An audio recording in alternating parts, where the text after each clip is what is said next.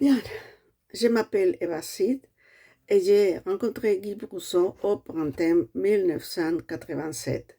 Il est venu à Saragosse pour donner quelques conférences à l'invitation du directeur du département de mathématiques de l'Université de Saragosse. Je venais de commencer ma carrière professionnelle en tant que professeur d'université dans le domaine de la didactique des mathématiques au sein du département de mathématiques et j'avais besoin d'un directeur de thèse. Guy a accepté de diriger ma thèse et celle d'autres professeurs intéressés par la didactique des mathématiques, mais il nous a demandé de réaliser le DEA en didactique des mathématiques à l'université de Bordeaux 1 pendant l'année universitaire 1987-88. J'étais auparavant professeur de mathématiques au lycée et j'étais très préoccupée par les difficultés des élèves en mathématiques. Mais je veux dire que Guy m'a ébloui. Son approche de la didactique des mathématiques, basée sur l'analyse des connaissances mathématiques qu'il entendait enseigner, était quelque chose de complètement nouveau pour moi. Jusqu'alors, mon approche de la didactique des mathématiques consistait à rechercher des outils pédagogiques qui me permettraient d'améliorer l'apprentissage d'un savoir mathématique que je ne remettais pas en question. Je voulais écrire une thèse sur les difficultés des étudiants en calcul algébrique, mais Guy pensait que ces difficultés étaient dues à une grande variété de causes et que les sujets devaient être plus ciblés. Au début des années 1980, il avait développé le concept d'obstacle épistémologique que Glesser utilisait pour mettre en évidence les obstacles observés dans l'épistémologie des nombres négatifs. Guy n'était pas d'accord avec l'utilisation par Glesser du terme obstacle épistémologique et m'a suggéré d'étudier les obstacles épistémologiques dans l'enseignement des nombres négatifs, selon sa définition d'obstacle.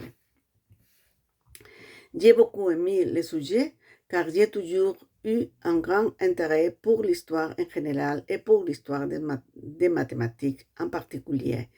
De plus, je ne me suis pas trop éloignée de mes intérêts initiaux car l'une des difficultés auxquelles les étudiants sont confrontés dans les calculs algébriques est le traitement des signes moins.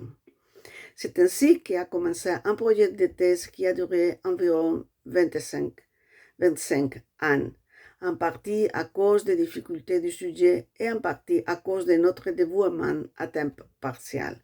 Guy ne pouvait pas me consacrer beaucoup de temps car il avait plusieurs autres thèses et projets à encadrer et j'ai passé de nombreuses années à des postes de direction universitaire qui me laissaient peu de temps pour mes travaux de recherche.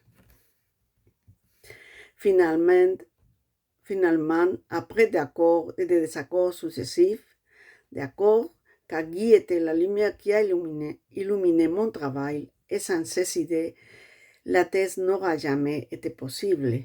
Mais des désaccords, car nous n'étions pas toujours d'accord sur le développement de la thèse et il n'était pas facile de convaincre Guy de modifier certaines de ses idées.